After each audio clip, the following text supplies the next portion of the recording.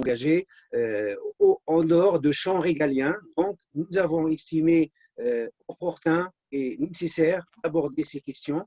Donc, pour aborder ces questions, nous avons invité donc, Gérard Loret, qui est historien, qui va nous faire un historique sur la laïcité, 150 ans d'histoire sur la laïcité, et Charles Comte, qui est donc l'animateur de Cercle Condorcet 28, qui va donc aborder les questions techniques, c'est-à-dire la laïcité, comment la vivre au quotidien. Ce grand débat, il sera animé par Marc Lesage, donc, qui est donc quelqu'un d'engagé dans le cadre de l'éducation populaire, donc à la Fédération du livre laïque d'Eure-et-Loir. Voilà, donc je lui laisse la parole sans trop tarder parce qu'il faut lancer le débat. À toi la parole, Marc. Eh bien, merci beaucoup Mohamed. Donc, la petite règle du jeu qu'on va se donner, c'est qu'on va, dans un premier temps, laisser intervenir Gérard, qui va commencer sur la partie un peu historique. Moi, ce que je propose après, c'est que après l'intervention de Gérard, on ouvre un peu le débat et qu'il y ait des questions qui puissent arriver. Et après, on arrivera tout doucement à Charles, que je connais bien, vu qu'on est de la même maison. Et je suis toujours très content de le retrouver. Lui, il est dans la grande maison de la Ligue et moi, je suis dans la petite maison de la Ligue de l'enseignement du 28. Mais voilà, on cohabite régulièrement ensemble, il n'y a pas de problème pour la petite histoire. Donc, je vais très peu prendre de temps en tant qu'animateur pour ouvrir ce débat parce qu'on a des intervenants qui vont le faire aussi bien que moi, il n'y a pas de problème. Et en plus, sur la laïcité, comme vient de le dire Mohamed, il est intéressant d'entendre des choses, mais il est surtout intéressant aujourd'hui d'en débattre et d'en parler.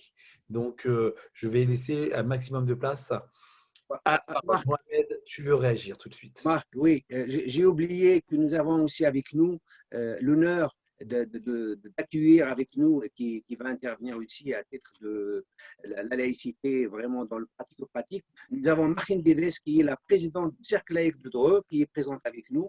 Merci Martine de répondre à notre appel et bienvenue à toi. Donc il prendra la parole aussi. Ben voilà, merci.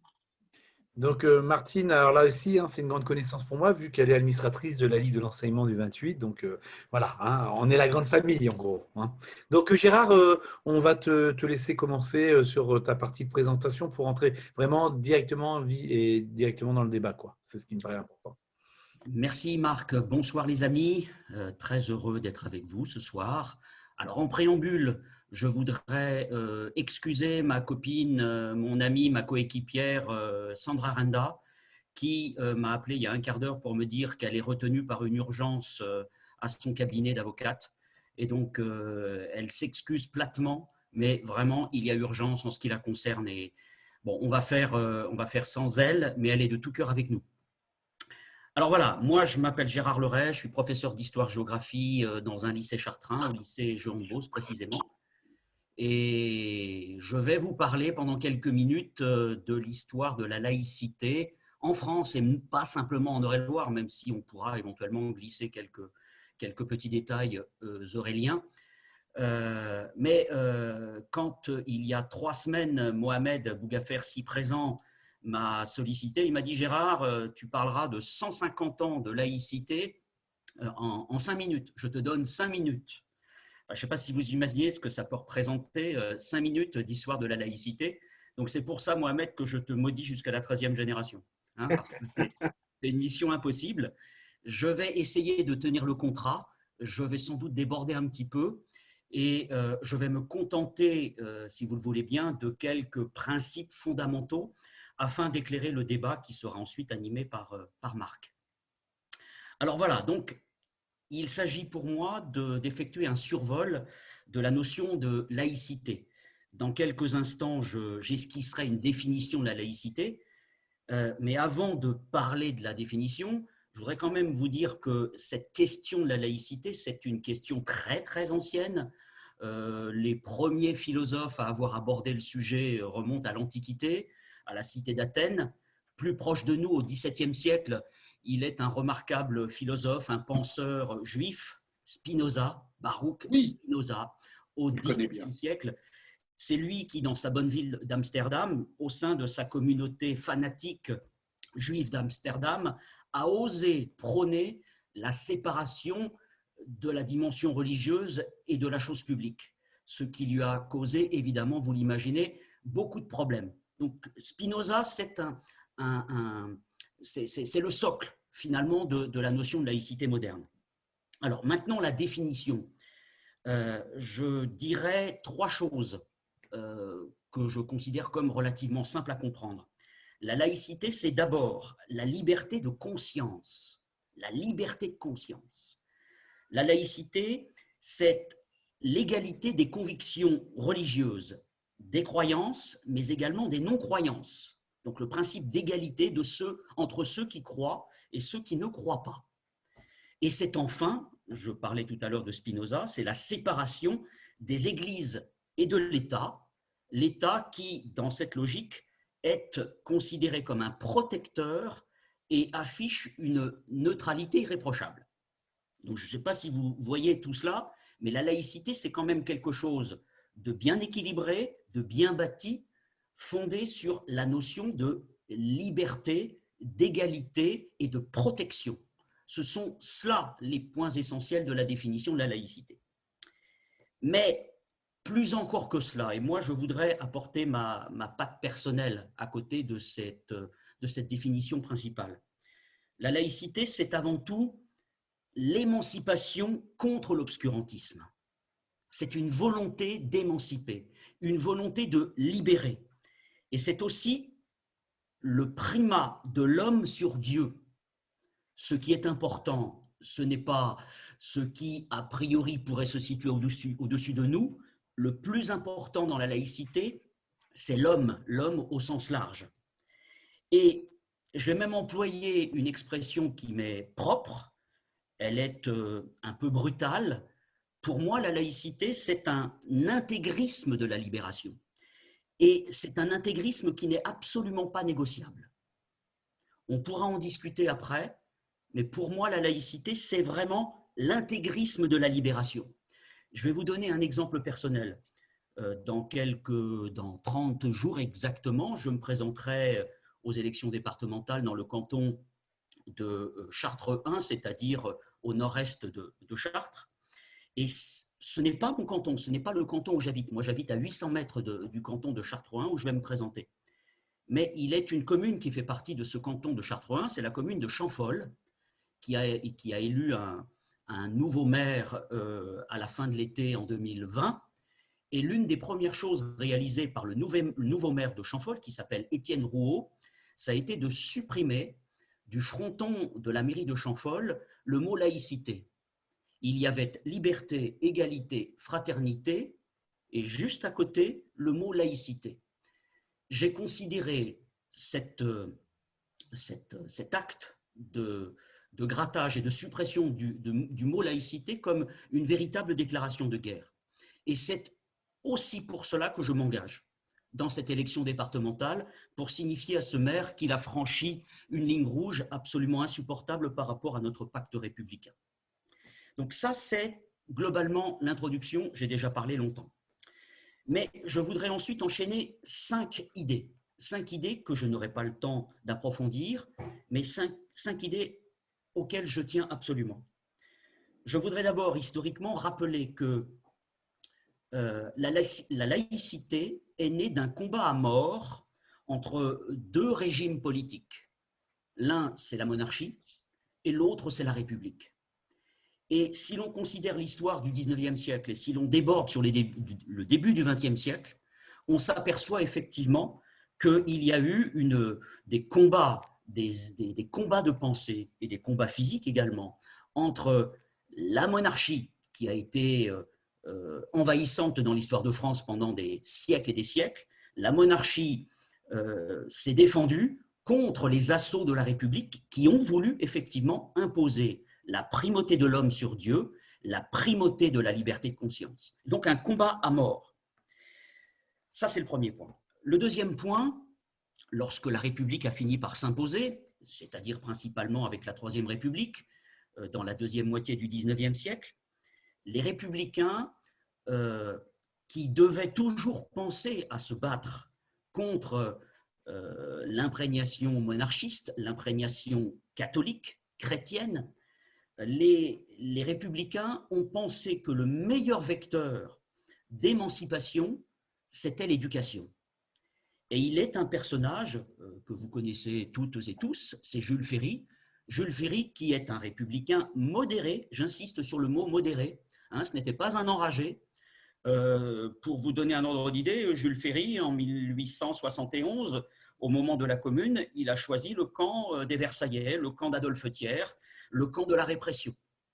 Et donc, au début des années 1880, dans les années 1881 et 1882, Jules Ferry et ses copains républicains modérés vont effectivement mettre en place le socle de l'émancipation par l'éducation. C'est la fameuse loi de l'école gratuite, obligatoire et laïque.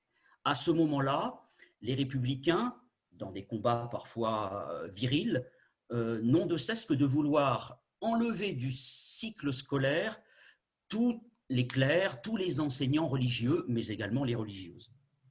Quelques années plus tard, aux confins du 19e et du 20e siècle, les républicains modérés laissent la place à des radicaux, des républicains radicaux, et ce sont ces républicains radicaux, dans un contexte très violent, qui est celui de l'affaire Dreyfus, entre 1894 et 1906, qui vont finir, j'ose dire, le travail, et qui vont poser les bases de la fameuse loi du 9 décembre 1905, la loi de séparation des églises et de l'État.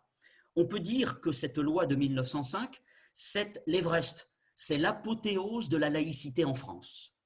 Il y a eu des violences, il y a même des morts, il y a des combats très farouches entre les conservateurs monarchistes catholiques et aussi cette frange républicaine radicale qui accède pour la première fois au pouvoir. Ça, c'était le troisième temps. Mais il y a dans un quatrième temps, et c'est l'histoire de notre XXe siècle, et il faut l'accepter, il faut aussi en être très très conscient. Le quatrième temps, ce sont des rééquilibrages qui ont eu lieu au sujet de la laïcité. Bien évidemment, sous le régime de Vichy, entre 1940 et 1944, Vichy rétablit la possibilité, le droit d'enseigner des congrégations religieuses, ce que la loi de 1905 avait supprimé.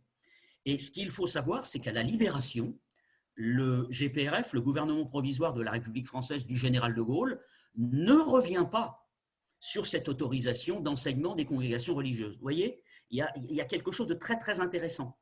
Vichy rétablit la liberté d'enseignement des congrégations et la France républicaine de la Libération maintient cette liberté d'enseignement des congrégations. Il est une autre date importante à retenir, c'est une célèbre loi que l'on doit à Michel Debré du 31 décembre 1959, c'est la loi Debré, nous sommes au tout début de la Ve République, et cette loi Debré rétablit le financement public des écoles privées. Une nouvelle reculade par rapport à la loi de séparation des églises et de l'État. Et puis, il y a un échec. Les plus anciens d'entre nous s'en souviennent. Dans les propositions mitterrandiennes, il y a 40 ans, après la victoire du 10 mai 1981, il était proposé de créer une école publique unique. Et ça aurait pu se traduire par une loi, la loi Savary, la loi du ministre de l'Éducation nationale qui avait programmé cette loi. C'était à l'été 1984. Et il y a eu tellement d'opposition, tellement de résistance des gens de droite, des mouvements catholiques, de l'école privée catholique. Il y a eu des manifestations gigantesques, rappelez-vous, à Versailles et à Paris, à tel point que le renard Mitterrand a complètement enterré ce projet d'école publique qui aurait été intégralement le système d'éducation à la française. Et puis, dans cette République française qui nous caractérise, qui en théorie est une et indivisible, il faut noter aussi des exceptions. En Alsace-Lorraine, en Alsace-Moselle, la laïcité n'est toujours pas de mise. Il y a des ministres des cultes qui sont salariés, à défaut d'être fonctionnalisés, qui sont salariés par la République française. Alors on pourrait se demander effectivement, au nom de ce principe de la laïcité, mais pourquoi donc l'Est de la France est-il toujours régi par le concordat napoléonien du début du XIXe siècle? Je ne sais pas si vous le savez également, mais dans des possessions françaises ultramarines, en Guyane, à Wallis et Futuna, mais également à Mayotte, la loi islamique est officielle. Vous avez bien entendu, dans la République française, il y a la loi, la charia, la loi islamique qui s'impose, qui est légalisée. Et c'est une atteinte évidente au principe de laïcité. Alors ça, c'était mon quatrième et avant-dernier point. Je termine et ensuite place au débat. Le cinquième point, il m'est très cher et je vais citer, ce n'est pas ma tasse de thé, mais je trouve que la phrase est belle. Elle a été prononcée dans les années, je crois, au début des années 2000 par l'ancien président de la République, Jacques Chirac, qui avait dit dans un discours: le degré de civilisation se mesure d'abord par la place occupent les femmes. Les femmes.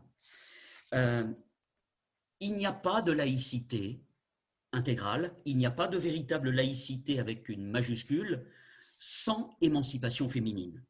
Et c'est un véritable problème. Nous sommes la patrie de Voltaire, nous sommes la patrie de Victor Hugo, nous sommes la patrie des droits de l'homme, nous sommes la patrie de liberté, égalité, fraternité, mais l'histoire de France de ces deux derniers siècles et de ces 150 dernières années, c'est l'histoire d'une moitié de Français, de Françaises, qui furent longtemps maintenus dans un statut de coupables et de mineurs.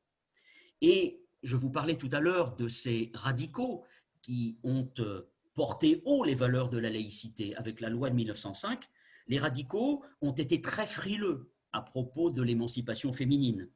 Les radicaux de la Troisième République, jusque de l'entre-deux-guerres, et c'est ce pourquoi d'ailleurs les femmes françaises ont dû tarder tant avant d'obtenir le droit de voter et le droit de se présenter aux élections, ces radicaux laïcards, certains francs-maçons, ont considéré que les femmes n'étaient pas fiables, que les femmes étaient sous influence de leur mari, de l'évêque, du curé, du pape, et que si on leur conférait le droit de vote et le pouvoir de se présenter aux élections, elles pourraient détruire le pacte républicain, elles pourraient détruire l'équilibre républicain, du délire entre nous.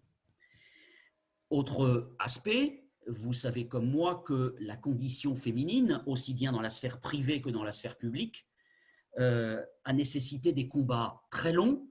On n'est en pas, je crois, de les gagner, de ces combats, mais le combat n'est pas terminé. Il y a encore de terribles résistances dans l'entreprise, dans les médias, dans la maîtrise du corps. Il y a toujours des forces conservatrices, voire réactionnaires, qui sont particulièrement hostiles à l'émancipation des femmes et donc, pour faire simple, à la laïcité. Je ne reviens pas sur l'histoire du voile islamique.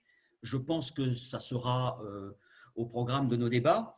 Et moi, je voudrais dire, en conclusion, que sur ce sujet sensible qu'est la laïcité, le pacte républicain n'est absolument pas négociable. Il est notre colonne vertébrale, il est notre ciment et il exige la neutralité absolue des religions dans l'espace public. Voilà ce que je voulais dire. Merci. Alors, Mohamed, grâce à Gérard qui a utilisé plus de 10 minutes, au mieux de 5 minutes, tu es à moitié pardonné de lui avoir coupé le sifflet. Voilà, ça c'était pour l'introduction. Donc, moi, je vous propose qu'on ait un premier petit temps de réaction par rapport à ce que vient de dire Gérard, parce que j'ai peur que si on fait passer nos trois intervenants d'un seul coup, on risque d'oublier des questions qu'on a envie de poser. Le but du jeu, c'est vraiment qu'on arrive à discuter autour du sujet que Gérard vient de lancer de façon absolument brillante comme il sait le faire. Donc, est-ce que quelqu'un a déjà quelque chose veut intervenir, a quelque chose à rajouter par rapport à 150 ans d'histoire résumée en 12 minutes?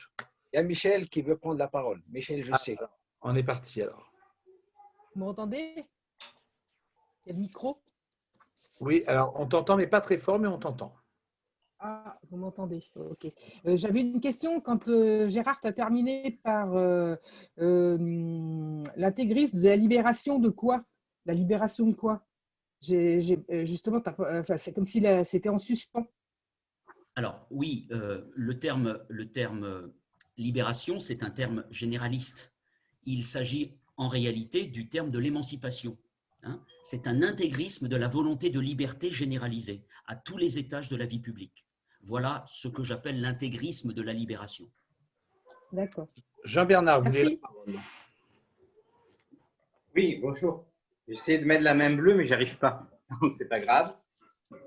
Merci déjà pour ce côté historique assez important et qui prouve bien que la notion de laïcité, elle est née en fait en tirer des Lumières. Spinoza, on peut dire, c'est un précurseur.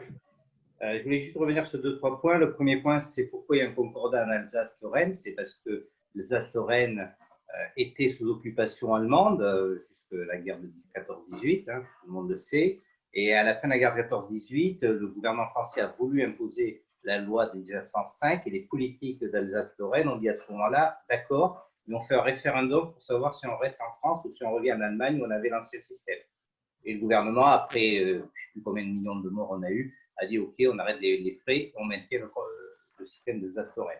Maintenant, on peut se demander si aujourd'hui, 110 ans après, ça a encore un sens. À mon sens, non, d'ailleurs. Je pense qu'il faudrait le supprimer et revenir à la loi normale. Mais il y a une raison historique, hein. Ce n'est pas simplement pour faire plaisir à l'Alsace-Lorraine qu'on a fait ça. Le deuxième point que je voulais souligner, et ça me tient un peu à cœur, c'est qu'une religion, ça a deux aspects. Il y a un aspect spirituel, il y a un aspect temporel. Sur l'aspect spirituel, ben, chacun pense ce qu'il veut. Dire, bon, ça, c'est la fameuse liberté de conscience. L'aspect temporel, c'est j'exige que tu ne manges pas de poisson le vendredi ou pas de porc ou que tu dormes le samedi au lieu d'aller travailler. Chacun connaît les différentes religions. Et ça n'a rien à voir avec une parole mystérieuse et divine. C'est des hommes ou des femmes qui, à un moment, des hommes en général, qui ont décidé ça parce que ça les arrangeait pour mettre du pouvoir. La religion, elle est née des hommes, elle n'est pas née de Dieu. L'univers a 13,7 milliards d'années.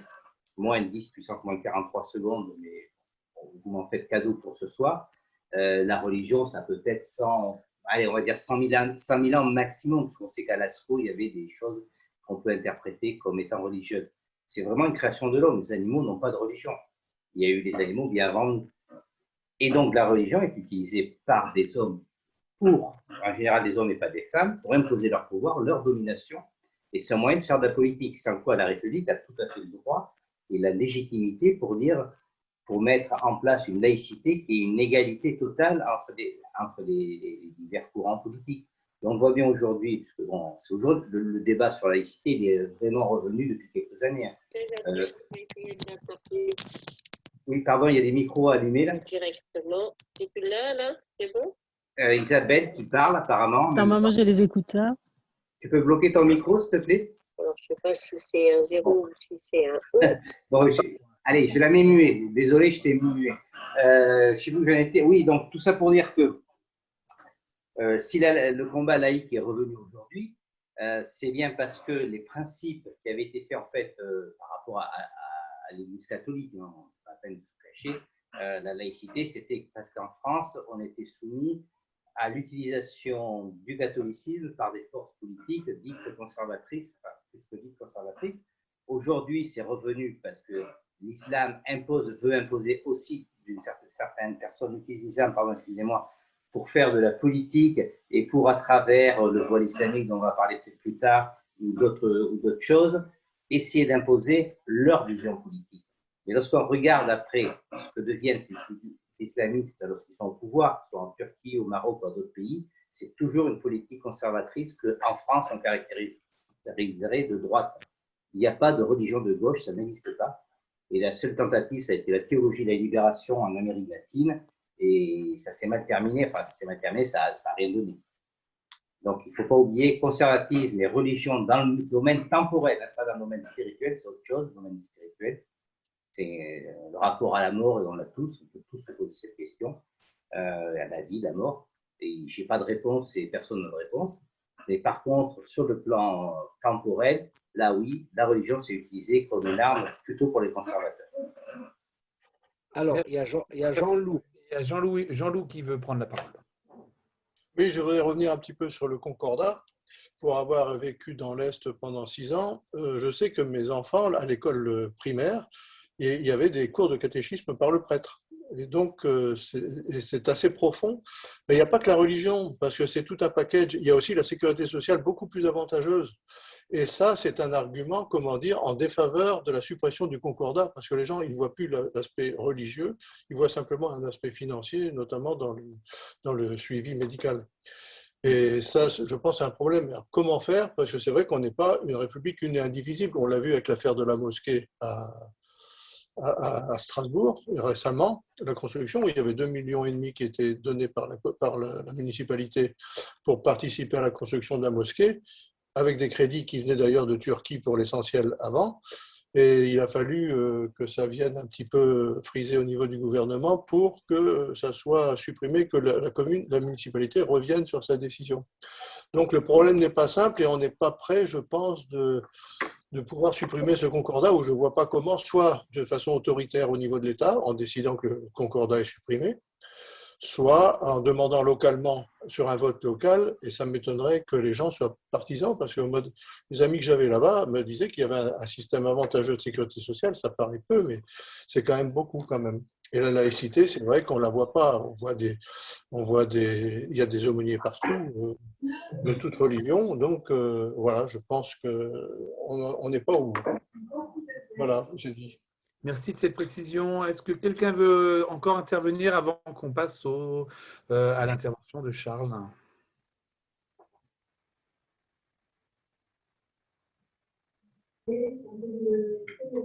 Non. Charles, tu prends la suite. Alors, il faut que tu allumes ton micro.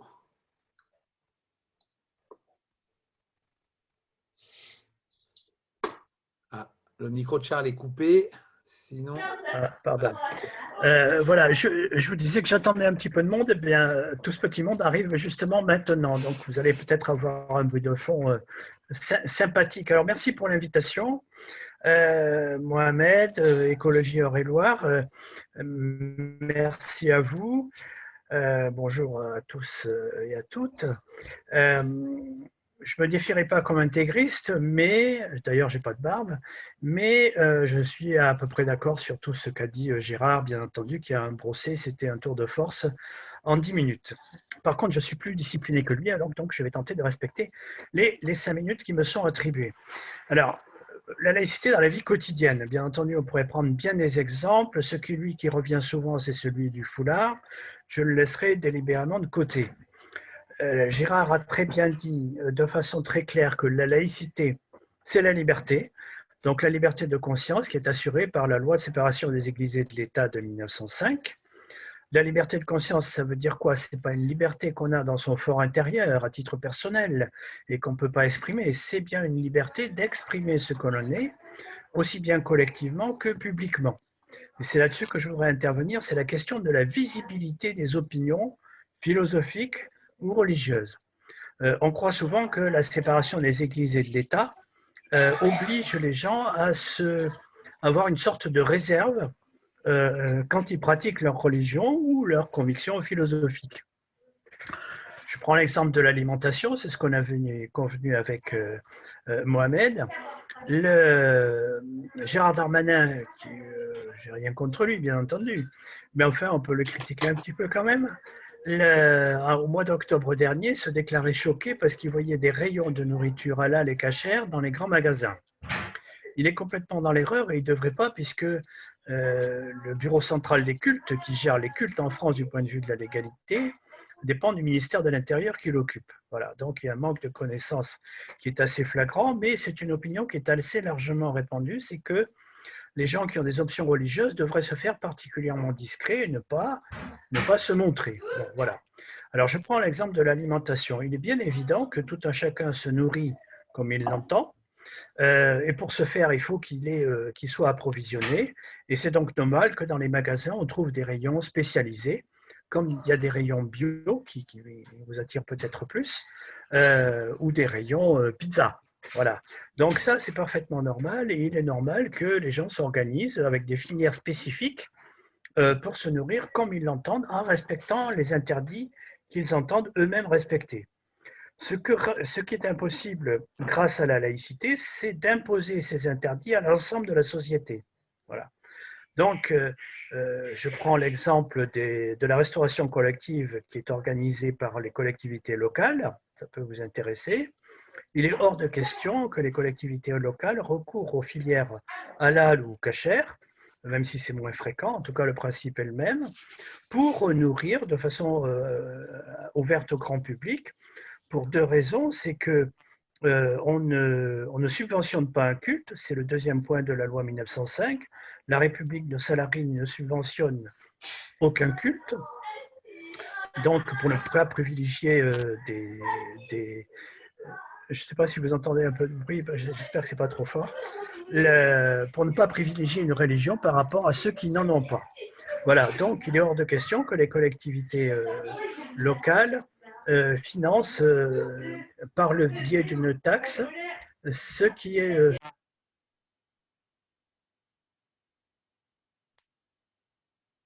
Excusez-moi, je sermonne un peu mes petits camarades. Voilà, donc il est hors de question qu'une collectivité locale subventionne une religion par en achetant de la nourriture sur laquelle est prélevée une taxe de façon systématique. Alors cette taxe, le montant pourrait paraître modeste, hein, ça va de 10 centimes à 1 euro le kilo, ce qui n'est déjà pas négligeable, mais l'ensemble de ces taxes a été... En tout cas, il y a une estimation, ce n'est pas une estimation précise, mais c'est un ordre de grandeur, ça serait 50 millions d'euros par an en France. Donc, c'est quand même pas négligeable. Il est hors de question que les collectivités locales participent à ça. Donc voilà, chacun se nourrit comme il l'entend. Quand on est dans la restauration collective publique, eh ben, c'est le principe de laïcité qui s'applique. Et bien entendu, à charge pour les collectivités locales de s'organiser pour qu'il y ait une diversité de menus afin que chacun puisse se nourrir. Et si quelqu'un est végétarien, ne veut manger que des légumes ou veut éviter certains mets comme le cochon par exemple, puisse le faire. Donc cette diversité des menus et ce non-recours aux filières halal et cachère est une des garanties de la laïcité. Voilà. J'aurais pu prendre l'exemple des signes religieux, on pourra y revenir si vous voulez. J'aurais pu prendre l'exemple de la liberté d'expression et du droit au blasphème, entre guillemets, quand on en parle parfois. On pourra y revenir, mais en tout cas, voilà, je reste, dans la mesure de mes moyens, prêt à répondre à vos questions. Pour ce qui est du cercle Condorcet-Violette, Condorcet, bon, vous connaissez l'homme des Lumières, bien entendu. Maurice Violette, bon, ben, c'était quand même le grand républicain radical du département, et c'est pour ça qu'on a choisi ce nom-là. C'est un cercle qui est informel, mais qui est affilié à la FOL, à la Ligue de l'enseignement d'Eure-et-Loire. C'est pour ça que Marc parlait de notre appartenance à la même maison tout à l'heure. Il y a quelques amis ici qui sont proches du cercle Condorcet-Violette et qui étaient intéressés par ce débat. Voilà pourquoi ils sont là. J'ai dit merci à toi, Mohamed, et à vous tous et toutes. Merci. Oui, c'est à notre tour de te remercier. Et donc, j'ouvre un deuxième temps de questions-réponses autour de l'intervention de Charles. Donc, voilà, on lève la main. Jean-Loup, tu peux prendre la parole. Oui, merci. Oui, je repense à l'alimentaire et au choix, au cachère, etc., qu'on peut trouver dans les écoles. Quand j'étais militaire, lorsqu'il y avait des juifs, ils avaient leur repas cachère. Donc, si on le faisait dans l'armée, qui était une institution au service du gouvernement, dans l'éducation nationale, on pourrait envisager la même chose. C'est là qu'il y a un problème, parce qu'on ne peut pas faire deux poids, deux mesures. Ça complexifie un petit peu le sujet. Voilà, c'est tout ce que je voulais rajouter. Alors, à cette remarque, oui, les armées ont fait ce choix, effectivement. Bon, nous passons, hein, au sein de la Ligue de l'enseignement, on a beaucoup travaillé là-dessus. La Ligue a sans doute été le mouvement laïque qui a le plus travaillé sur cette question de la restauration, puisqu'on en organise beaucoup, hein, forcément, dans le réseau. Où on en a organisé beaucoup. Voilà, donc on a échangé avec des militaires, notamment avec un général qui expliquait que ce choix avait été est historique en fait. Hein. C'est un héritage de l'histoire et pas vraiment un choix délibéré. À notre sens, c'est une erreur. Il devrait fournir des repas suffisamment diversifiés sans recourir au halal et au kasher. Ce n'est pas aux collectivités locales ou à l'école, mais voilà, à s'adapter, à suivre le modèle de la laïcité dite militaire. c'est l'inverse qui devrait se faire. Et il devrait y avoir, selon nous, c'est une revendication, une évolution dans le fonctionnement aux armées. D'ailleurs, le général nous expliquait que quand ils étaient en théâtre d'opération, cette règle de la nourriture cachère ou halal n'était absolument pas respectée et les soldats mangeaient ce qu'il y avait à manger, point final. Pour prendre une expression militaire. Stéphanie a levé la main.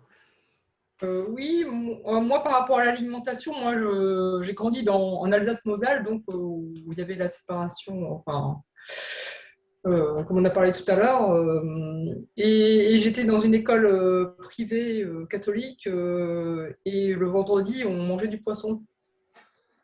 Comme c'était privé, donc je pense que la laïcité n'a pas lieu d'être.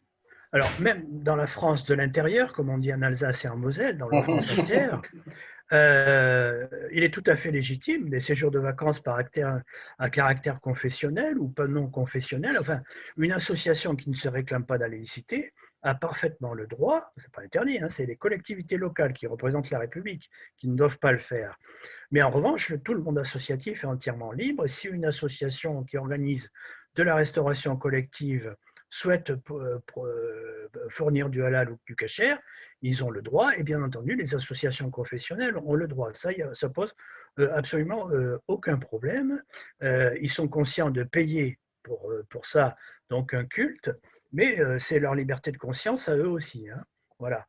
Le mouvement laïque, par choix politique et philosophique, ne fait pas ça, mais on pourrait imaginer que ça se fasse, mais voilà, sinon, en se référant à la laïcité, on s'aligne sur le service public, si vous voulez. Voilà. Donc, dans le service public, sauf aux armées, on ne sert ni à halal ni à kasher et on présente des repas diversifiés.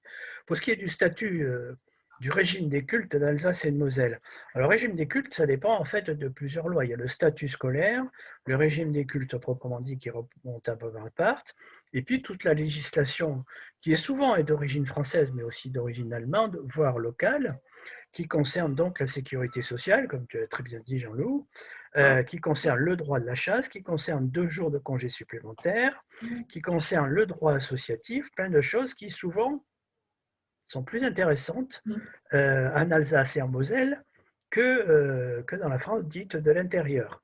Donc on pourrait s'inspirer de ça dans l'autre sens. On pourrait tout à fait imaginer d'introduire la loi de 1905 en Alsace et en Moselle. Simplement, effectivement, les gens du coin qui ne sont pas plus religieux qu'ailleurs, hein, faut pas, voilà, je suis souvent à Strasbourg, disent si on commence à toucher au régime des cultes, on va toucher au reste. Voilà ce qui les inquiète. Et certaines personnes ont été très maladroits, par exemple en intervenant sur les questions de langue, ils passaient pour des éradicateurs en disant bon, voilà, il faut qu'on parle français et uniquement français, alors que la langue locale existe. Quoi, hein, donc, Et, au sujet de la langue locale, quand j'allais à l'école primaire, donc moi je suis née en 70, hein, les enfants qui parlaient, moi je suis d'origine allemande, hein, donc, mais les enfants qui parlaient dialecte, donc l'alsacien ou le lorrain, dans la cour de récré, ben, ils étaient punis. Hein, ils étaient punis, oui. On n'avait pas le droit. On n'avait pas le droit de parler. Voilà, aujourd'hui, c'est revenu à la mode, mais à l'époque, c'était mal vu. Oui, c'était mal vu et même réprimé, effectivement. Oui.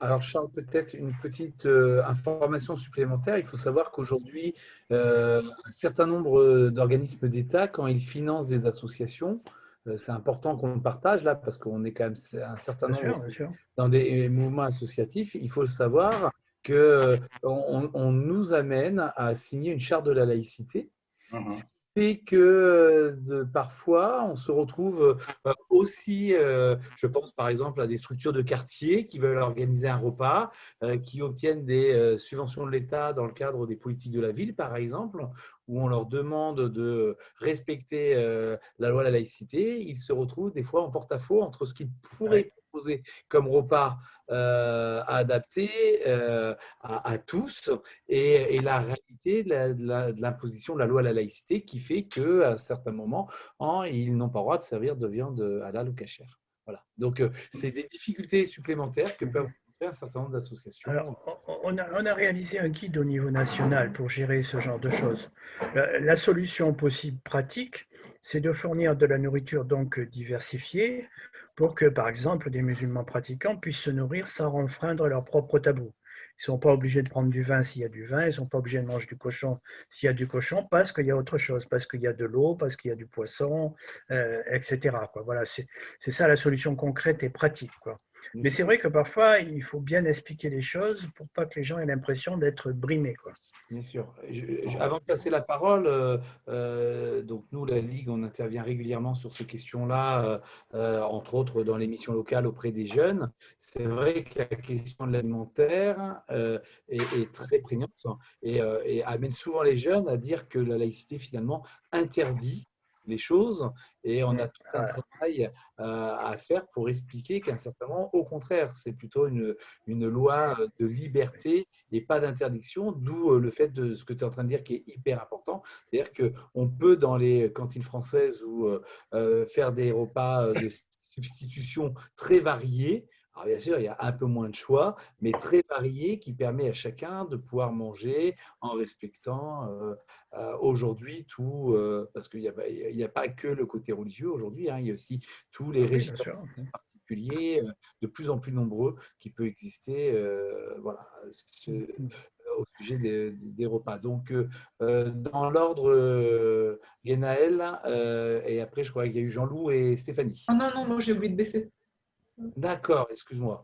Alors, à toi la parole, vas-y. Oui, moi je dirais que l'intérêt majeur pour la laïcité, pour les jeunes générations, parce que dans toutes les enquêtes d'opinion qu'on voit, on voit que c'est sur les jeunes générations où il y a un peu le plus de crispation sur cette notion-là, c'est vraiment la pédagogie. Comme ça a été dit par de nombreuses personnes avant, quand on explique aux jeunes ce que c'est concrètement la laïcité, il y a très peu d'opposition. Moi-même, travaillant dans le milieu de l'éducation nationale, quand il y a des voyages scolaires, il y a des menus végétariens, il y a d'autres types de menus qui se font, et il n'y a jamais eu aucun souci concret sur ça. Mais surtout, je pense que, en fait, sur la laïcité, on parlera après peut-être des signes religieux. Moi, je voudrais vraiment parler que dans le cadre scolaire, parce qu'après, c'est vraiment différent. Je crois que, par exemple, la laïcité à l'école, et notamment l'interdiction des signes religieux à l'école, qui est pas une interdiction, on va dire, ancienne, puisqu'elle est toute récente, elle a fait de nombreux débats à l'époque, je crois que c'est quelque chose qui peut être vraiment libérateur pour les enseignants, pour les élèves, etc. Pourquoi ? Tout d'abord, je crois que ça mène à l'universel, c'est-à-dire expliquer aux jeunes qu'on est des êtres humains, qu'on a chacun, certes, notre confession, notre religion, mais qu'on n'est pas réduit à celle-ci. Et c'est pour ça que ça allie à la fois l'universel et le singulier. Parce que même si on a soit des croyances, soit pas de croyances, qu'on a une croyance en plus d'une même religion que son voisin, on n'a pas forcément la même conception que celle-ci, on n'est pas que croyant ou athée ou agnostique.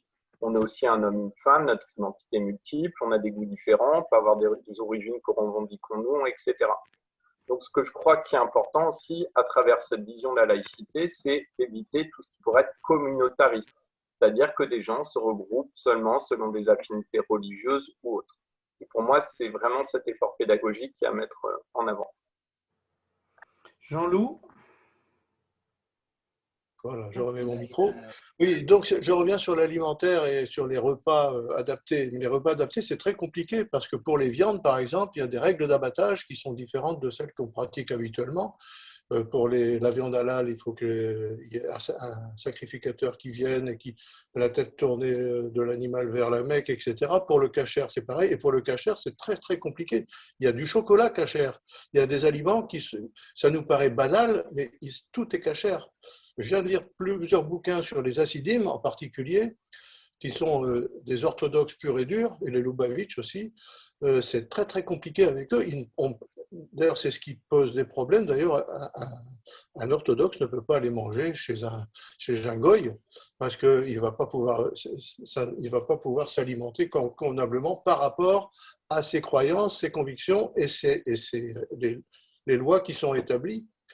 Donc, c'est très compliqué de vouloir faire des aliments, comment dire, qui leur correspondent. Je ne vois pas comment on peut faire dans la mesure où on tombe sur des orthodoxes. Les orthodoxes, c'est des purs et durs. C'est eux qui, en ce moment, en Israël, sont en train de faire un petit peu le bazar, là. Mais c'est vraiment complexe. Jean-Loup, je te propose que Charles réagisse avant de donner la parole à Jean-Bernard. Alors, de façon très concise, Je dirais que tout simplement, c'est leur problème. Hein. Voilà. Donc, mais ils sont organisés. C'est organisé, ça revient assez cher. Surtout pour le kasher qui est beaucoup plus minutieux, beaucoup plus réglementé que le halal, où il y a des règles quand même très simples. Ils ont quand même un point commun qui est vraiment exactement le même, c'est l'abattage rituel.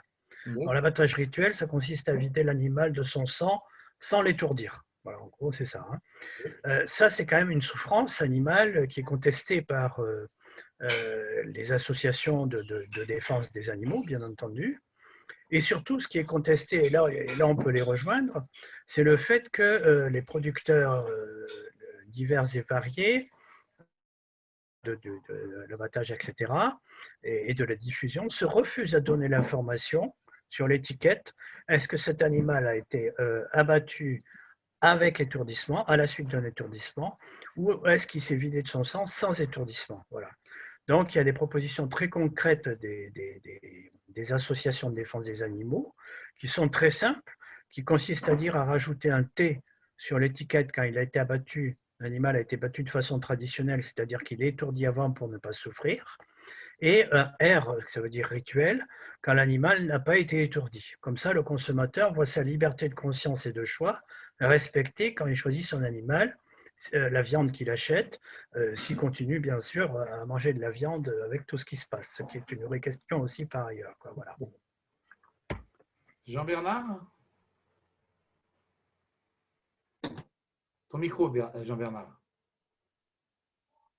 Avant de parler sur l'alimentation, je vais juste revenir sur l'Alsace et la Lorraine. On voit bien que le bon deal serait d'étendre à la France le régime avantageux socialement qui vient de Bismarck, en fait. Ça date du 19e siècle, dont il bénéficie. Alors après, il faut regarder le coût et en échange, évidemment, appliquer le 1905. Parce que c'est vrai que si on leur dit on vous enlève tout d'un coup, ça ne va pas, quoi. Et je pense que leur système social est quand même légèrement meilleur que le nôtre. Qui est d'origine allemande et que les Allemands étaient très bons en social. Sur la nourriture, moi je pense que la solution déjà dans les écoles, les cantines, les collectivités, c'est d'avoir un repas végétarien à minima, plus le reste des autres repas avec de la viande, bien entendu. Parce que je ne connais aucune religion qui nie ou qui est contre un repas végétarien. Ils sont peut-être pour l'abattage rituel, pour des choses comme ça. Mais sur le végétarien, il n'y a pas de souci. Donc c'est valable pour tout le monde. Par contre, en tant qu'écologiste, je suis pour l'interdiction de l'abattage dans lequel l'animal souffre. Je suis désolé, c'est pas normal. Nous, on est écolo, on ne peut pas admettre qu'on égorge un animal et qu'on le fasse souffrir. Et ça n'a rien à voir avec la religion. C'est pas parce qu'il y a des gens qui croient ça qu'ils ont raison.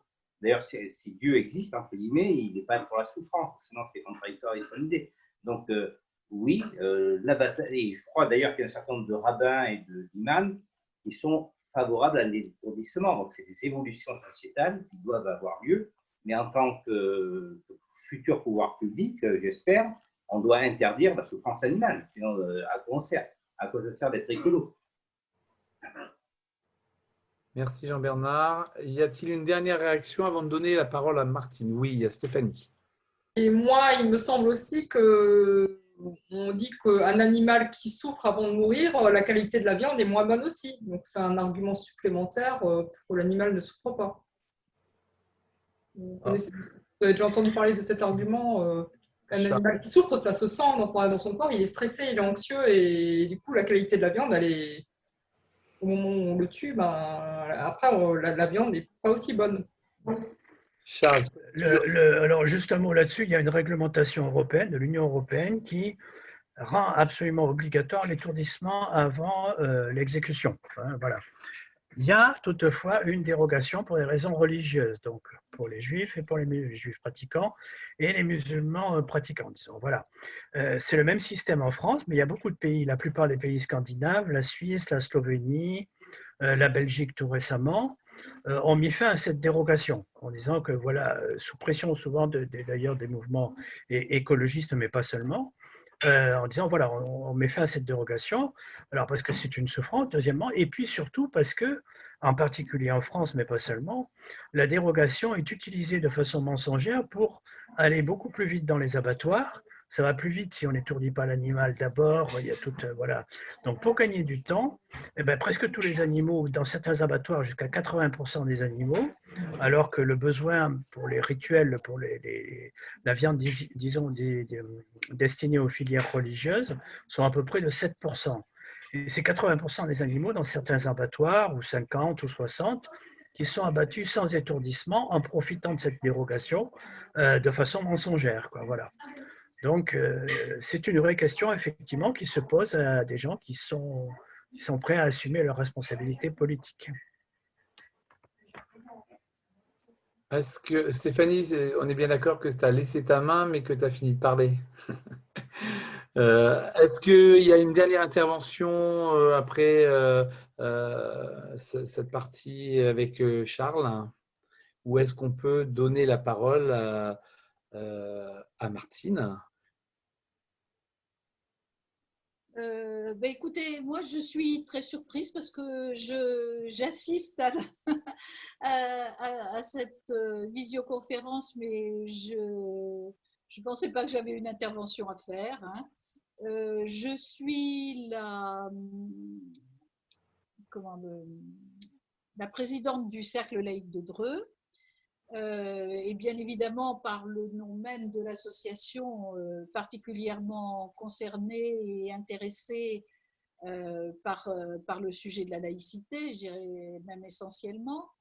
Je voudrais d'abord remercier Gwenaëlle de son intervention tout à l'heure, que j'ai trouvé très intéressante. Moi, ce qui m'intéresse essentiellement à travers la laïcité, c'est le fait de faciliter. Pour moi, la laïcité, c'est un vecteur important du vivre ensemble, sinon peut-être même le vecteur principal du vivre ensemble. J'ai toujours été intéressée de très près par l'aspect concret que peuvent revêtir les relations entre les citoyens des différentes religions et différents modes de pensée. Je voudrais juste reparler, parce que c'est tout frais et ça a été extrêmement intéressant. Mardi après-midi a eu lieu à Dreux une rencontre qui était à l'initiative de la préfecture, ou plus exactement de la sous-préfecture, c'est ce que j'ai cru comprendre, et sur la laïcité et sur l'égalité homme-femme à travers la laïcité. Et j'ai trouvé cette rencontre extrêmement intéressante pour la bonne et simple raison que tous les membres tous les intervenants qui se trouvaient sur le plateau étaient des femmes. Pardon ? Non, ne t'inquiète pas, continue. Tous les intervenants étaient des intervenantes.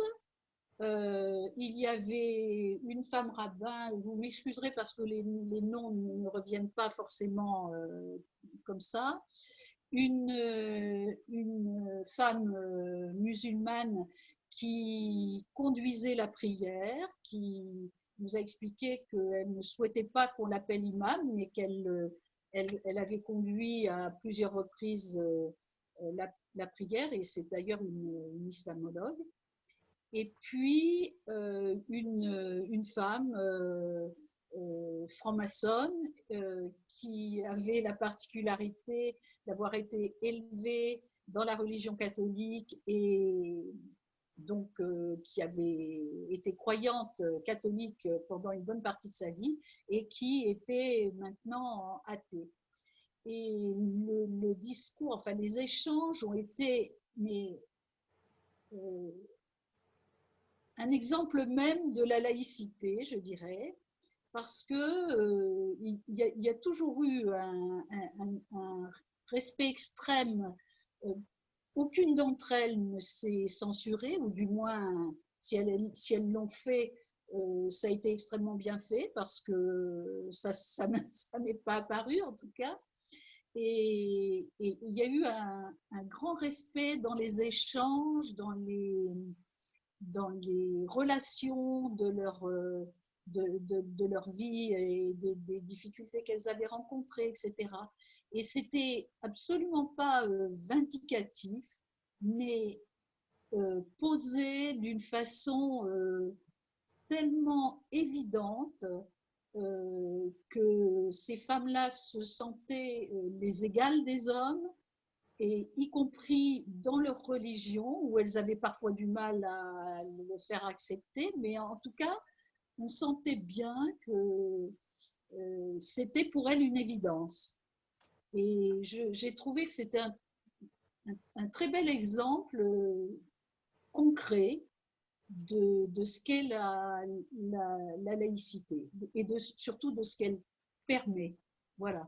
Donc, on était face à un public de lycéens qui ont posé leurs questions qu'ils avaient préparées, auxquelles il a été répondu de façon très, très franche.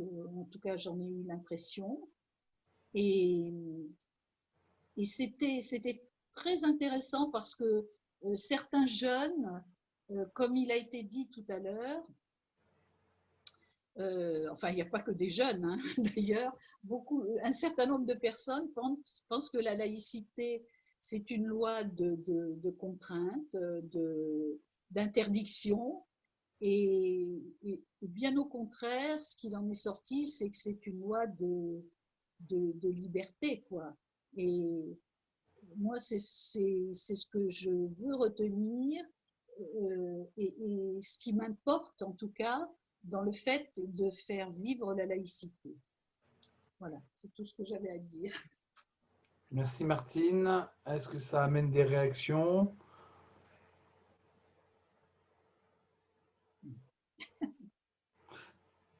Oui, Charles.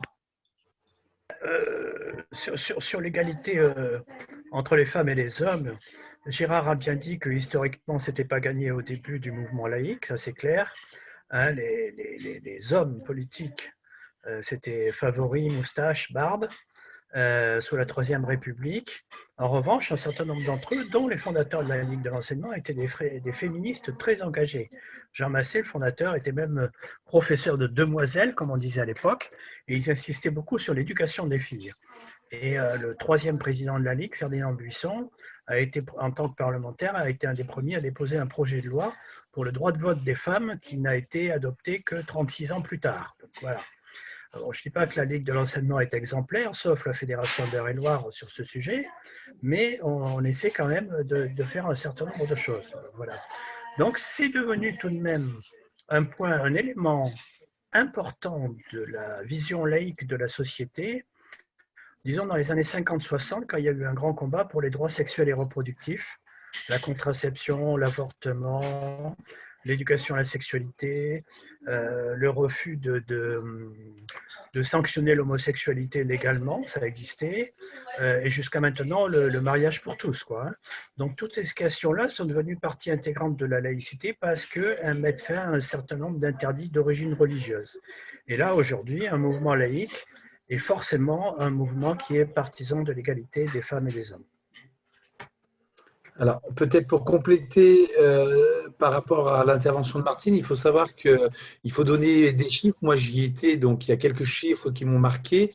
Il y a donc dans la religion juive actuellement 4 rabbins femmes, vu qu'elles ne souhaitent pas spécialement se faire appeler rabbines, donc rabbins femmes En France. en France, et à 1 millier dans le monde, donc c'est quand même très peu.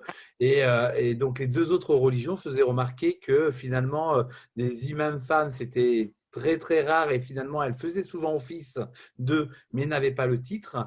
Et dans la religion catholique, par exemple, la place des femmes, pour l'instant, n'existe pas. Voilà, donc c'est pour donner le niveau du travail qu'il y a quand même encore à faire au niveau des religions sur la place des femmes, globalement. Officiellement, les protestants sont plus ouverts.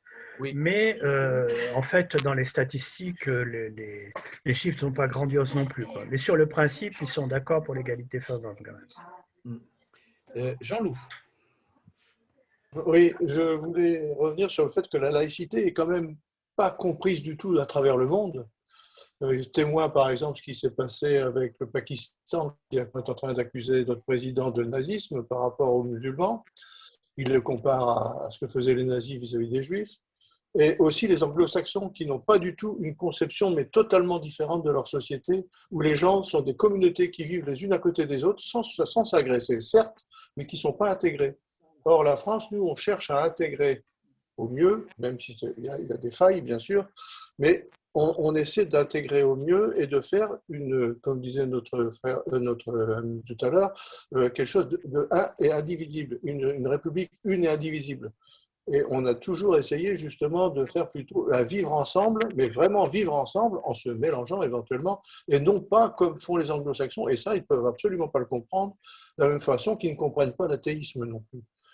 Et ça, c'est assez délicat, je trouvais. Comment le faire comprendre, alors qu'aux États-Unis, qui se considèrent un peu comme des laïcs, quand le président de la République parle, dit God bless America, on n'a jamais entendu un président chez nous se référer à Dieu. Voilà, je dis. Merci.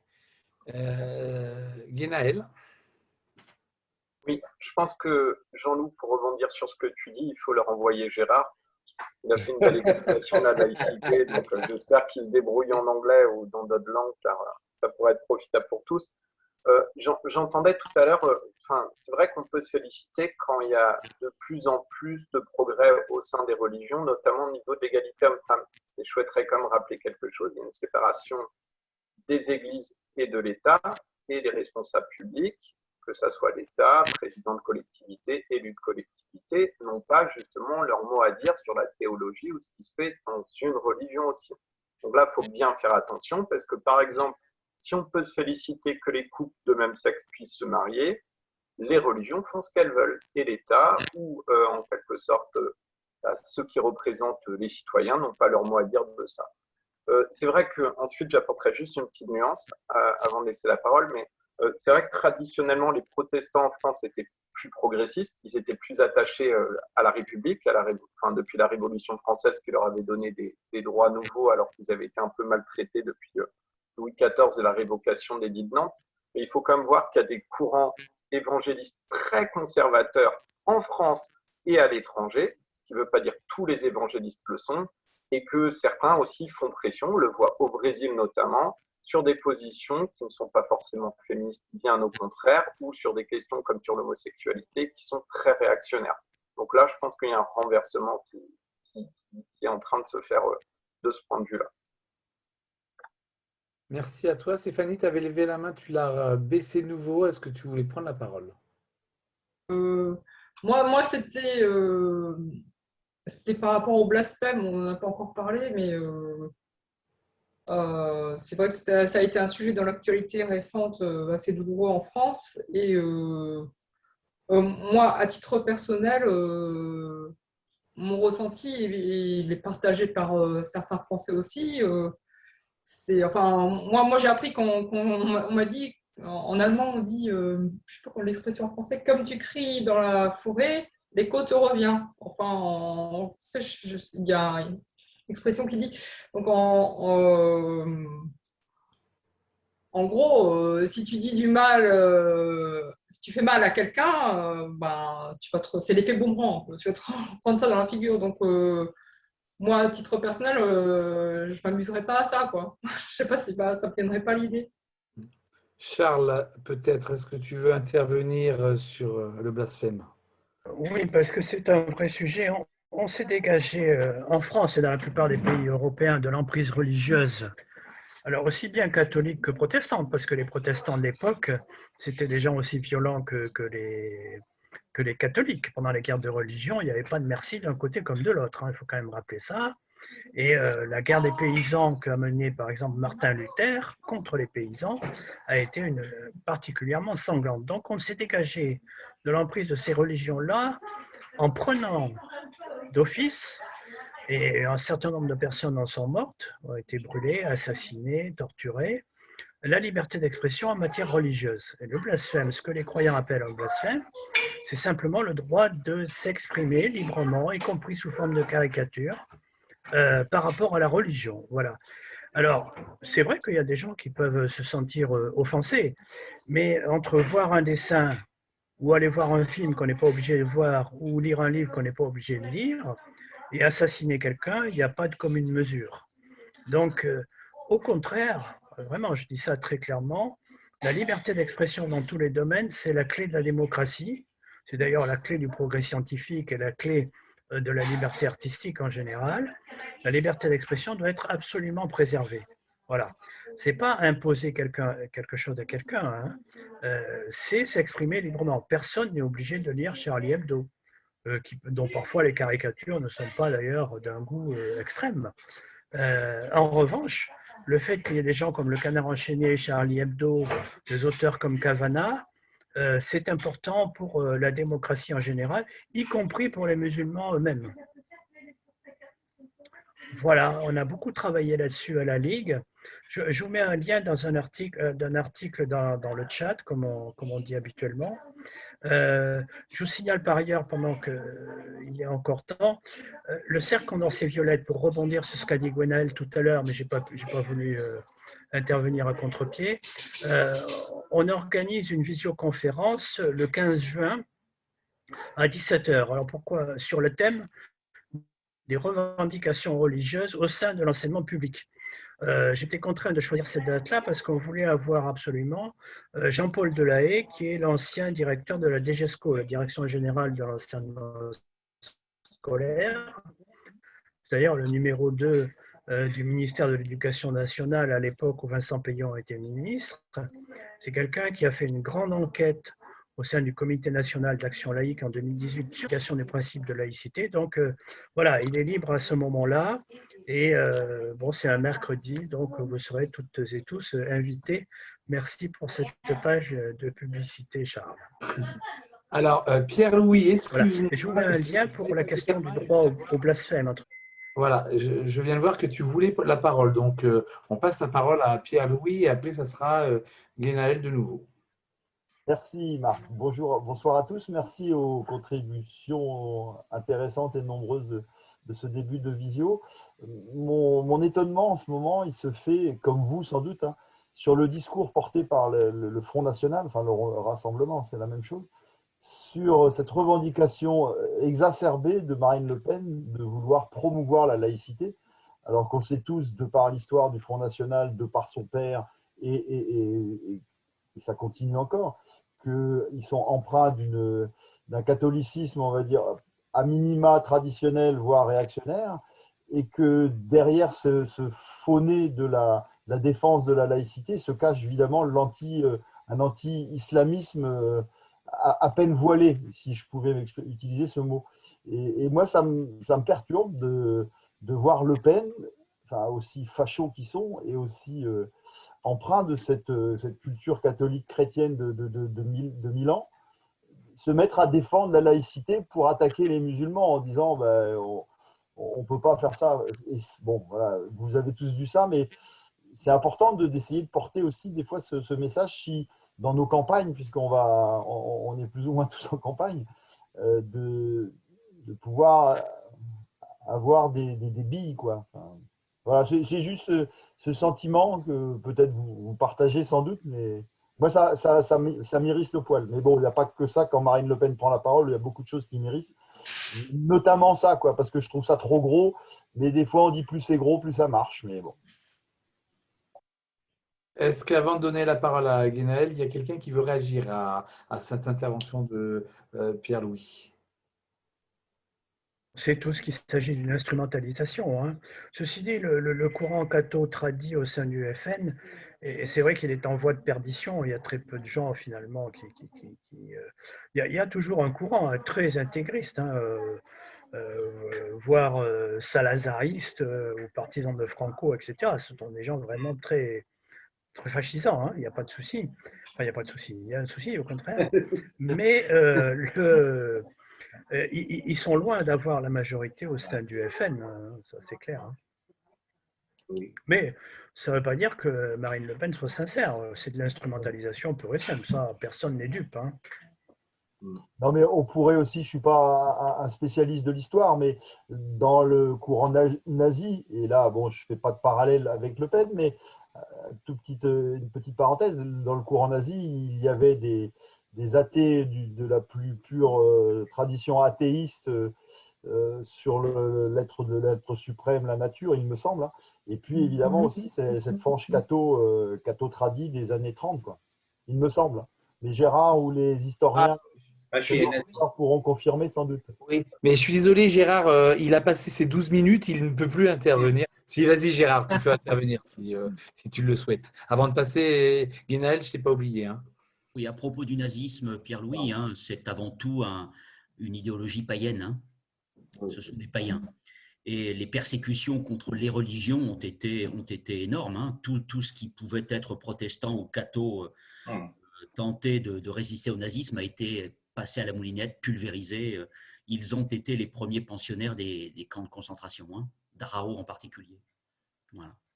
Et pour ce qui est du Rassemblement national, il y a effectivement une minorité activiste de fanatiques de la religion catholique. Hein. Je crois qu'il ne faut absolument pas qu'on soit obsédé par le fanatisme islamique ou islamiste. Il y a aussi dans les religions, et en particulier dans le catholicisme, une frange absolument détestable. Hein. Ce sont des fous, des cinglés. Le week-end prochain, ça va être le week-end de la Pentecôte. Hein. Moi, j'ai vu dans les pèlerinages à Chartres, les lundis de Pentecôte, des choses abominables, hein, des bras tendus, des choses insupportables. Voilà. Mais il est vrai que ça a été dit hein, par toi, je crois, et même aussi par Charles, la tendance catholique, extrémiste, ambiance action française, maurassienne, est minoritaire, très largement minoritaire. Merci Gérard. Alors, il y a des nouveaux qui veulent prendre la parole, mais j'avais promis à Guénaël de lui céder la parole. Donc, on commence et après, donc, on aura Michel et Nicolas. C'était juste pour compléter ce que disait Charles sur le blasphème. Pour prendre un exemple, le blasphème, en fait, c'est très personnel. C'est pour ça qu'en France, on a le droit au blasphème. C'est-à-dire que, par exemple, blasphémer avant la loi sur la laïcité ou même sous l'Ancien Régime, c'était par exemple dire « je crois que Dieu n'existe pas » ou « peut-être que Jésus est le Fils de Dieu ». Donc, c'était déjà pour l'époque des blasphèmes qui pouvaient valoir des peines assez fortes. Merci beaucoup. Michel ? Oui, vous m'entendez ? On t'entend bien. Hein ? On t'entend bien, tu peux y aller. Ok. C'était par rapport à justement la manière dont instrumentalise le catholicisme et ses références à Jeanne d'Arc, justement, Marine Le Pen. Et en fait, ça, dans quelle mesure elle a le droit, puisque c'est dans la sphère publique, de se référer à ça. C'est ça qui est contradictoire. Enfin, tout est permis. Qui veut essayer de répondre?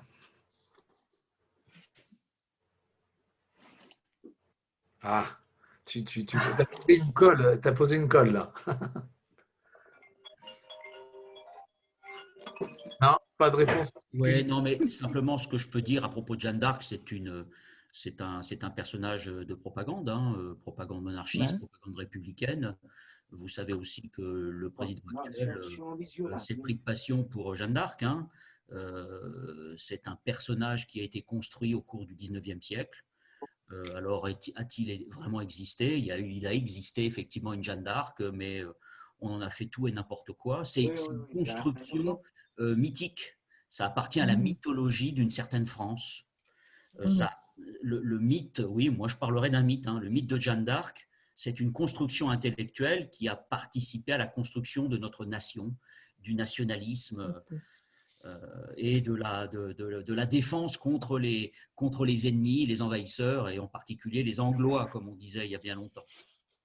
Alors, c'est quand même un mythe à géométrie variable, parce que exact. Comme Vercingétorix, hein, c'est quand même l'école de la Troisième République qui a fait de Jeanne d'Arc comme de Vercingétorix des mythes nationaux qui anticipaient la République de plusieurs siècles pour en fait contrebalancer le mythe de Clovis, qui était celui porté par les cathos. Il faut se souvenir quand même que Jeanne d'Arc, elle était brûlée par l'Église. Donc voilà, elle a été lâchée par le roi de France, elle était brûlée par l'Église. Donc c'était pas un personnage catho du coup, ça l'est venu après quand les cathos ont voulu récupérer ce qu'avaient fait les républicains. C'est une histoire assez compliquée. Et du coup, c'est très tardivement que les catholiques ont fait de Jeanne d'Arc une sainte. Avant, c'était quelqu'un qui avait été condamné par l'Église parce qu'elle était en plus relapse, elle était retombée dans l'erreur plusieurs fois. Voilà, donc c'est assez un peu. Donc moi j'ai vu des photos, là, je ne les ai pas conservées hélas, de grands défilés républicains sous la Troisième République devant la statue de Jeanne d'Arc. Jean-Luc, tu voulais intervenir sur le même sujet ou je passe la parole à Nicolas? Sur le même sujet, sur Jeanne d'Arc, qui n'est plus celle qu'on croyait, mais, oui. Mais on fait de ces héros en fonction des besoins. Vercingétorix, dont parlait Charles, j'avais vu une exposition sur Vercingétorix et les différentes formes qu'on lui a données comme un héros national au moment où on faisait l'histoire de France et qu'il fallait absolument dénigrer tous les rois et qu'on était au niveau de la République. On créait la République, il fallait absolument cracher sur l'Ancien Régime. Et après, on en a fait quelqu'un qui luttait contre les colonisateurs. Comme les Romains venaient en Gaule, on a considéré que c'était comme une colonisation et Vercingétorix est devenu le héros de ceux qui étaient contre la colonisation. Donc, en fonction des besoins, on les instrumentalise comme on veut. Merci beaucoup. Nicolas. Ouais, bonjour à tous. D'abord, je suis arrivé en retard, donc je m'excuse d'abord. Et simplement sur la question du nazisme, je pense qu'il y a 2 livres à lire qui sont extrêmement intéressants. C'est Le nazisme et l'Antiquité de Johann Chapoutot, qui est un livre qui explique bien tout l'univers mental des nazis, qui sont effectivement plutôt portés du côté des païens et notamment dans la frange d'Himmler. Et puis Croire et détruire de Christian Ingrao, qui lui traite un petit peu de comment s'est construit finalement le nazisme et que c'est d'abord une affaire d'intellectuels contrairement à ce qu'on peut penser. Et effectivement, c'est des livres qui sont extrêmement intéressants, ces 2 livres-là, parce qu'ils permettent de mieux comprendre leur univers mental et peut-être de mieux aussi faire la différence entre un certain nombre de mouvements politiques en France. Voilà, c'était juste pour vous apporter 2 éléments culturels, 2 livres que j'ai trouvé extrêmement intéressants et fondateurs. Je renchéris sur ce qu'a dit Nicolas. Ce sont vraiment 2 livres à lire. Il y a d'ailleurs plusieurs livres à lire qui sont vraiment de bonne qualité ces derniers temps sur la question du nazisme. Avant, c'était surtout la littérature quand même un peu de bas étage. Hein, voilà. Par rapport aux religions, je mettrais quand même un bémol parce que le nazisme et le protestantisme comme le catholicisme, ça a quand même été l'épreuve de force. Un certain nombre de protestants étaient proches du nazisme, comme un certain nombre de catholiques, effectivement. D'autres y étaient très opposés. Ils se sont retrouvés en camp de concentration. Les divers courants païens, etc., qui existaient, germano, etc., ils ont été en camp de concentration aussi. Hitler ne voulait pas en entendre parler. Hein. C'était quelqu'un de je ne sais plus qui, enfin quelqu'un de l'équipe d'Hitler qui était un peu entiché de ça, mais ils n'ont pas suivi ça et en fait ils ont fait un concordat avec l'Église catholique et toute une série de pactes avec l'Église protestante, notamment, ce qui est quand même très important, l'intégration des jeunesses protestantes dans les jeunesses hitlériennes. C'est quand même pas rien, quoi, je veux dire. Donc après-guerre, effectivement, les mouvements religieux ont essayé de se dédouaner en disant le paganisme, le nazisme, c'était surtout un paganisme. Mais à part la référence à l'Antiquité, qui était juste, disons, une référence pour se donner des lettres de noblesse antique, voilà, c'était pas un paganisme plus que ça, quoi. Hein. Et puis le paganisme était aussi pas mal lié à la SS, en fait, dans les fantasmes. Oui, ils avaient des rituels un peu... Oui. Alors, on a eu l'occasion d'aborder un certain nombre de sujets sur la thématique de la laïcité, hein. Vous voyez, on a même un petit peu déporté, mais on reste quand même bien dans le thème. Mohamed, tu me confirmes qu'on s'était dit 1h30, donc comme on a commencé avec 10 minutes de retard, on a encore une bonne dizaine de minutes pour, Alors, pour amener de l'échange. Donc, oui. Alors, moi, oui. justement, ce que je voulais vraiment introduire, c'est cette notion. On a bien compris, d'après les intervenants, les différents intervenants, que la laïcité n'est pas contre le fait religieux, mais permet à chacun de vivre, ou de croire ou de ne pas croire. Et d'ailleurs, nous avons la chance d'avoir cette laïcité qui est un socle commun de vivre ensemble avec nos différences. Ça, c'est très important. Et dans quelle mesure, justement, cette laïcité va nous permettre de traiter, entre parenthèses, les questions de sécurité et les questions de vivre ensemble. J'aimerais bien qu'on aille dans ce sens-là. C'est que vraiment, ces valeurs de la République nous permettent de vivre ensemble avec nos différences. Voilà, ça, c'est important. Qu'on habite dans un quartier, qu'on habite dans une commune rurale, qu'on soit d'une classe, comment dire, ou d'une autre. Voilà, c'est vraiment ce socle qui nous permet de vivre, pas les uns à côté des autres, mais les uns avec les autres. Ça, c'est important. Alors, moi, pour répondre ça ne va pas répondre à ta question, mais pour alimenter ta question, intervenant beaucoup sur la thématique de la laïcité auprès de jeunes, souvent, très souvent, j'entends dire des jeunes, mais arrêtez de vouloir nous parler de la laïcité. Nous, on ne veut pas en parler, nous, on la vit, la laïcité. C'est-à-dire que autant ils peuvent avoir, parce que voilà, globalement, il est véhiculé par les extrêmes des deux côtés, d'ailleurs, autant religieux que politiques, et par les médias des interdits portés par la laïcité contre les religions, autant les jeunes, eux, globalement, ils n'ont pas besoin qu'on leur dise qu'ils peuvent vivre ensemble. Ils ont cette habitude de vivre ensemble. Voilà. Et ils ont l'impression que la laïcité, c'est un outil des adultes pour leur interdire des choses. Et c'est là qu'il y a un vrai travail de fond à faire. C'est-à-dire que c'est là où il faut avoir des temps d'intervention et des temps d'échange avec les jeunes pour les amener à comprendre que quand on les amène sur ce sujet-là, c'est qu'à un certain moment, il y a des vérités à sainement repositionner autour de la question de la laïcité. Donc voilà, nous, on intervient vraiment beaucoup auprès de la jeunesse. Et quand je dis la jeunesse, c'est jusqu'à 25 ans. Et je peux vous promettre que voilà, souvent, les premiers échanges qu'on a, c'est de dire voilà, la définition de la laïcité, on ne sait pas trop quoi vous dire et comment le définir. Donc, ils ont tous une petite bride, la liberté de conscience, la séparation de l'État et des cultes. Mais eux, ce qu'ils en retiennent surtout, c'est que finalement, quand on ne leur parle pas de laïcité, mais de vivre ensemble, eux, ils ont l'impression de vivre ensemble. Voilà. Donc ça c'est une partie de réponse, hein, Mohamed, dans ce que tu voulais apporter comme question, mais qui me paraît une introduction intéressante de dire que peut-être qu'il faut tout simplement, et Guénaël l'avait dit tout à l'heure, être plus dans le dialogue, être capable de créer des espaces où on vient apporter des vérités et qui sont censés être chahutés par rapport à des extrêmes qui ont tout intérêt de chahuter, quoi. Martine et après Nicolas. Oui, justement, je ne suis pas tout à fait dans la même analyse que toi, Marc, parce bien. que si les jeunes, si les jeunes arrivent précisément à vivre ensemble, est-ce que c'est pas justement parce qu'on est dans cette situation de laïcité que ça leur semble naturel de vivre ensemble? Tu vois ce que je veux dire? C'est que c'est peut-être le fait que la laïcité soit installée qui fait que précisément ils se retrouvent ensemble à l'école, machin truc, etc. Et que inconsciemment, enfin, ils n'ont pas conscience forcément que c'est la laïcité qui leur permet ça. Et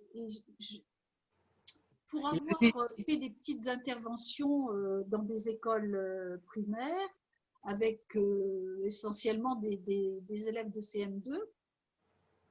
Quand on parle de la laïcité, les enfants ont pleinement conscience que c'est une liberté que leur offre la laïcité. Et peut-être que justement, on ne l'explicite pas suffisamment, tu vois.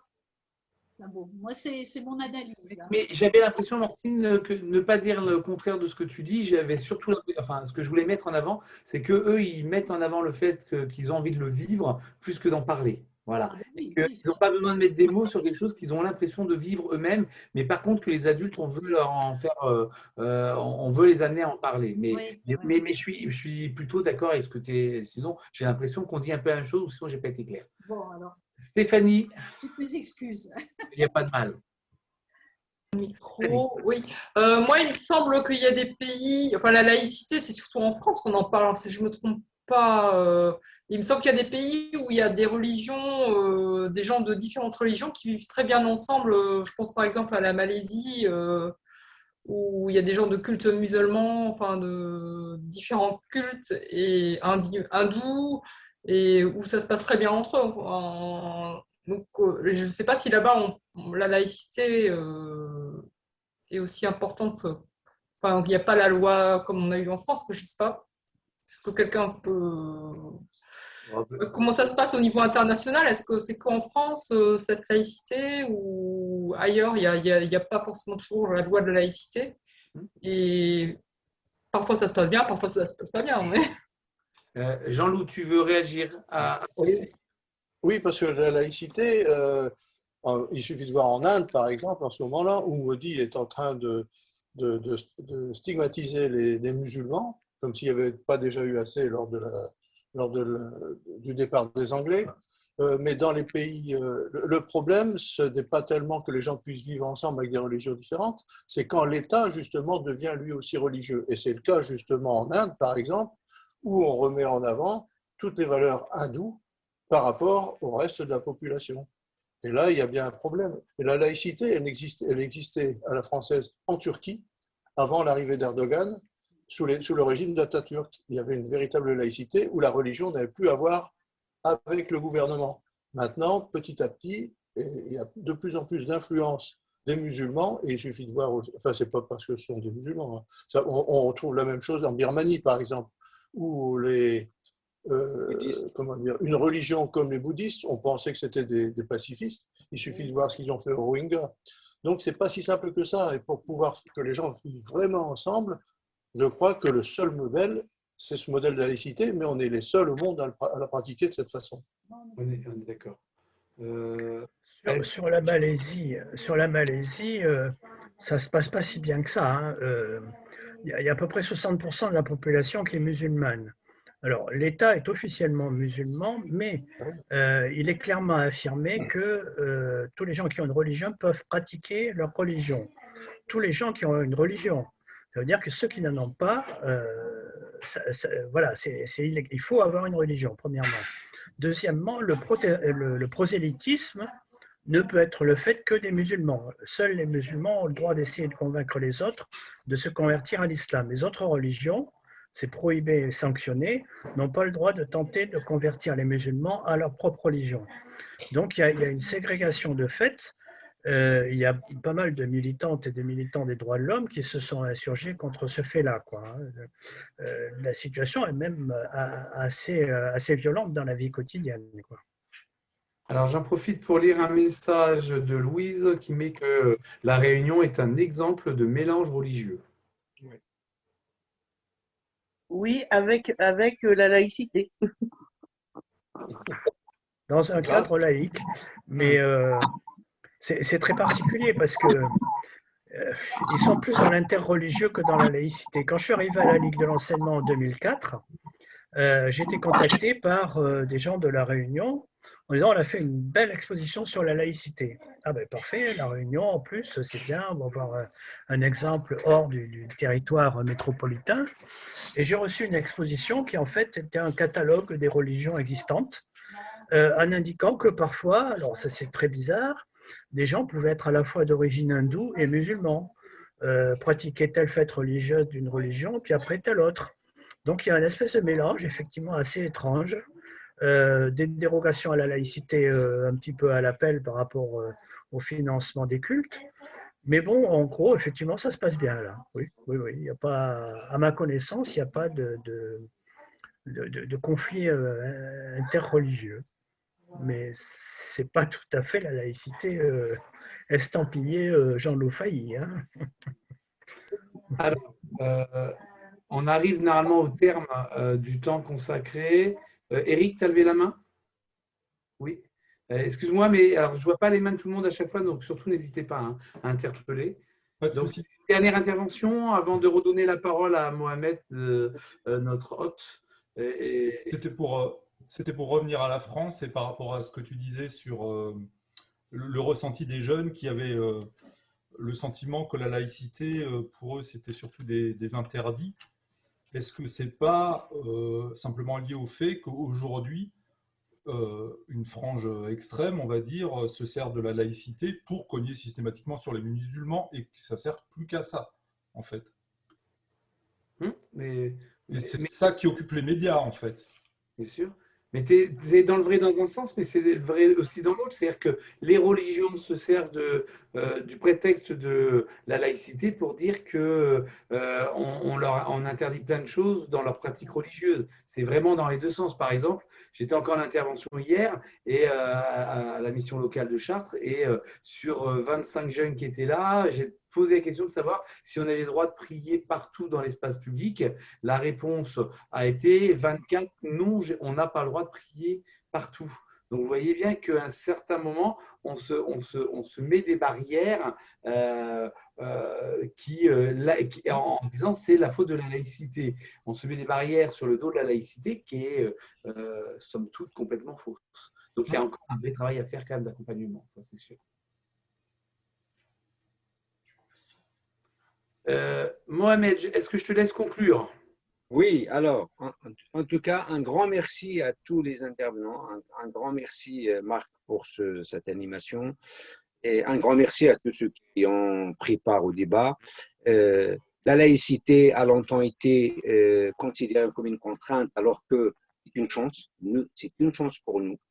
C'est grâce à la laïcité qu'on arrive à faire, à avoir un apaisement au sein des différentes communautés, quelles que soient on doit avoir des communautés, il n'y a aucun problème, mais toutes ces communautés doivent se reconnaître dans une communauté nationale. Et c'est la laïcité qui nous permet d'avoir ce vivre ensemble, ce développement de l'appartenance commune. On en a besoin de plus en plus. Et deux principes, liberté de conscience, neutralité de l'État, c'est une chance pour tous. Faisons en sorte que ces principes demeurent et faisons en sorte qu'il y ait une vraie mixité et faisons de la laïcité une chance, faisons une fête de la laïcité une fois par an dans le cadre de la semaine de la laïcité dans le mois de décembre. Voilà, j'invite tous les progressistes à agir dans ce sens parce que nous ne pouvons réussir qu'ensemble. Voilà, en tout cas, un grand merci à toutes et à tous pour ces échanges très intéressants. Bonsoir. Bonsoir à tous, alors et à toutes.